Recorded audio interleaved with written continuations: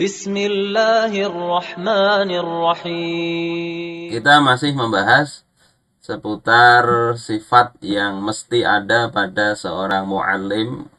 Yang ketiga itu adalah kesesuaian antara perkataan dengan perbuatan. Sebagaimana kata Allah Subhanahu wa taala, "Ya ayyuhalladzina amanu lima taquluna ma la taf'alun." Wahai orang-orang yang beriman, mengapa engkau katakan apa yang tidak engkau lakukan? Kabura maqtan 'indallahi an taqulu ma la taf'alun. Sangat besar kemurkaan Allah kepada orang-orang yang mengatakan apa yang tidak dia lakukan. Ini ayat ini umum sebetulnya, berlaku untuk siapa saja orang-orang yang beriman kepada Allah Ta'ala. Tetapi kita kali ini membahasnya dari sisi pendidikan. Kalau kita lihat di dalam Mafatihul Ghaib, ini tambahan saja. Kaburo maktan, sangat besar maktan. Maktan itu maknanya adalah al-bughdu, kemarahan, kemurkaan. Wa manis taujaba maktallah lazimahul azab. Siapa yang dia layak untuk mendapatkan kemurkaan Allah Subhanahu wa taala, maka dia akan mendapatkan juga azab dari Allah Ta'ala. Kemudian Imam Ar-Razi mengatakan, ya, al-maktu asyaddul bughdi.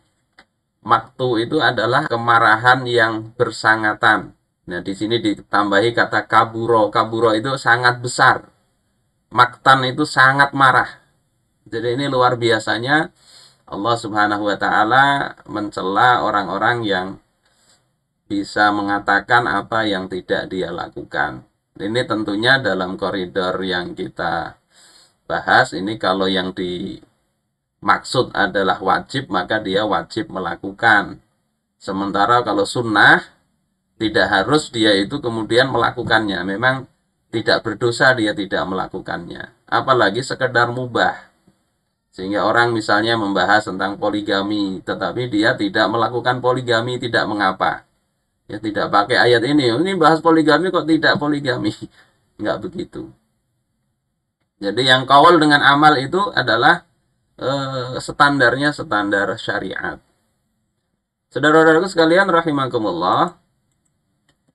Wa rasuluna sallallahu alaihi wasallam kana ya'murun nasa bil khair. Dan Rasul kita Nabi Muhammad sallallahu alaihi wasallam, beliau itu menyuruh manusia untuk melakukan kebaikan, wa huwa awwalu mayyati. Sementara beliau itu adalah orang pertama yang melakukannya.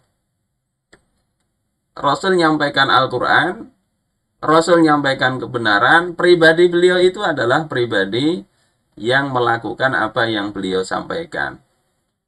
Sehingga ditanyakan oleh Sa'ad bin Hisham bin Amir, ataitu Aisyah, aku mendatangi Aisyah, kata Sa'ad. Faqultu ya ummal mu'minin, wahai ummul mu'minin, akhbirni bi khuluqi Rasulillahi sallallahu alaihi wasallam. Beritahukan kepadaku tentang akhlak Rasulullah sallallahu alaihi wasallam. Maka apa jawaban Aisyah radhiyallahu taala anhuma? Kana khuluquhul Quran. Adalah Rasulullah sallallahu alaihi wasallam itu ada akhlaknya adalah Al-Qur'an. Jadi sudah Al-Qur'an berjalan itu ya Rasulullah sallallahu alaihi wasallam. Perilakunya, ya, wahyu yang beliau bawa itu diejawantahkan dalam perbuatan beliau. Kemudian Aisyah mengatakan, tidakkah engkau membaca Al-Quran di mana Allah mengatakan wa innaka la'ala khuluqin azim, dan sesungguhnya engkau Muhammad itu benar-benar memiliki akhlak yang sangat agung. Kemudian saat ini mengatakan fa inni uridu an adabattala. Sesungguhnya aku ini ingin melakukan tabatul. Tabatul itu hidup membujang dalam rangka untuk mendekatkan diri kepada Allah Subhanahu wa taala, tidak mau menikah. Maka Aisyah mengatakan la taf'al. jangan engkau lakukan itu. Tidakkah engkau mendengar Allah mengatakan, laqad kana lakum fi Rasulillahi uswatun hasanah. Sungguh pada diri Rasul itu ada teladan yang baik. Ya, faqad tazawwaja Rasulullah sallallahu alaihi wasallam. Dan sesungguhnya Rasulullah itu menikah. Wa qad wulida lahu. Dan sungguh ya dilahirkan anak untuk Rasulullah sallallahu alaihi wasallam. Ini pelajaran bagi kita. Rasulullah ini pendidik terbaik sepanjang masa. Bukan hanya teorinya, tapi praktek kehidupan beliau. Beliau membawa Al-Quran, beliau juga yang menerapkan Al-Quran itu. Saudara-saudaraku sekalian, rahimakumullah, musannif kemudian menyampaikan cerita yang panjang di dalam kitab tersebut, kitab Al-Asalib An-Nabawiyah fi Ta'lim, seputar perjanjian Hudaybiyah. Panjang sekali ceritanya, ini saya ringkaskan. Terkait dengan bagaimana beliau ini sebagai pendidik terbaik, sahabat itu sebagai murid terbaik, itu tidak luput dari yang namanya hal-hal yang dalam tanda petik tidak mengenakkan dalam proses pembelajaran, kalau kita katakan begitu. Ketika beliau membuat keputusan untuk menandatangani perjanjian Hudaybiyah, yang oleh para sahabat itu dianggap ini perjanjian yang merugikan kaum muslimin. Karena pasal-pasalnya itu, seperti misalnya kalau ada orang Islam yang murtad, pergi ke Makkah, hendaklah dibiarkan saja. Kalau ada orang Makkah yang masuk Islam mau ke Madinah, hendaklah ditolak.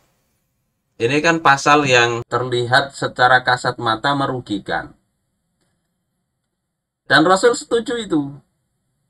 Maka Umar bin Khattab radhiyallahu ta'ala, beliau mengatakan, wallahi ma syakaktu mundu aslamtu illa yauma'id. Demi Allah, aku itu tidak ada rasa keraguan sejak aku masuk Islam itu, kecuali hari itu. Jadi merasa ragu beliau ini, Rasul ini kayak apa? Kok bisa membuat sebuah keputusan yang begitu, yang merugikan kaum muslimin? Nah, ini kita lihat dalam dunia pendidikan, nanti guru itu bisa diprotes murid. Dan bagaimana Rasulullah memberikan arahan ketika murid dengan guru ini nggak akur. Bagaimana guru melakukan langkahnya. Umar kemudian mendatangi Rasulullah Shallallahu Alaihi Wasallam mengatakan, alasta Rasulullahi haqqan.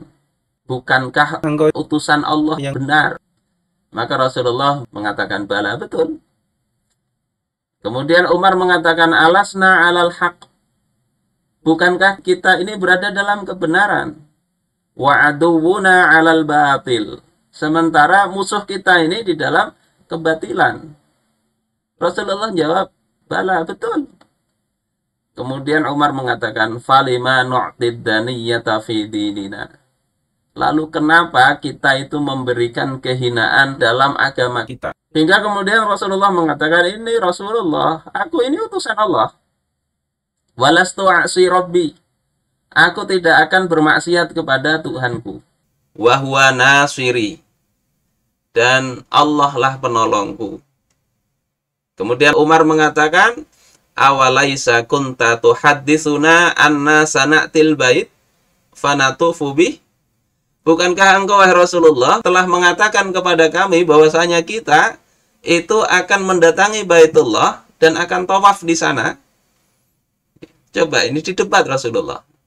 Rasulullah katakan, bala, betul. Aku katakan kita ini akan mendatangi Baitullah dan akan tawaf di sana. Fakhabbartuka annaka ta'tihil am. Kata Rasulullah, apakah aku memberitahu bahwasanya kita ini akan mendatanginya tahun ini? Jadi kalau kita lihat suasananya ini, suasana panas ini. Umar seolah-olah menagih janji. Kan katanya mau datang ke Baitullah, mau tawaf. Kok kita sampai sini suruh kembali? Kata Rasulullah, betul aku katakan kita akan mendatangi Baitullah. Tapi apakah aku katakan tahun ini? Maka Umar mengatakan, lah, tidak memang. Maka Rasulullah katakan, fa innaka ta'tihi fatatufu bih. Sesungguhnya engkau nanti akan mendatangi Baitullah dan akan tawaf di sana. Tidak puas dengan ini, Umar ini, kemudian Umar mendatangi Abu Bakar.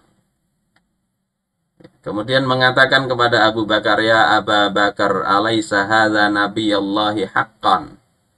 Wahai Abu Bakar, bukankah ini adalah Nabiullah yang betul? Ya, pertanyaannya sama, itu diulang kepada Abu Bakar. Sampai Abu Bakar mengatakan, wahai lelaki, sudah taatilah Rasulullah Shallallahu Alaihi Wasallam. Jadi nggak usah dibahas lagi. Saudara-saudaraku sekalian rahimakumullah, ini menunjukkan apa? Kadang dalam proses pendidikan, ya kalau kita arahkan ke pendidikan, itu guru bisa diprotes oleh murid. Bisa diprotes. Ini sekelas Nabi. Walaupun ya ini pertanyaan yang wajar sebagai manusia melihat sebuah realitas yang tidak menguntungkan kaum muslimin dalam sudut pandang Umar. Sementara Rasulullah itu wahyunya memang begitu.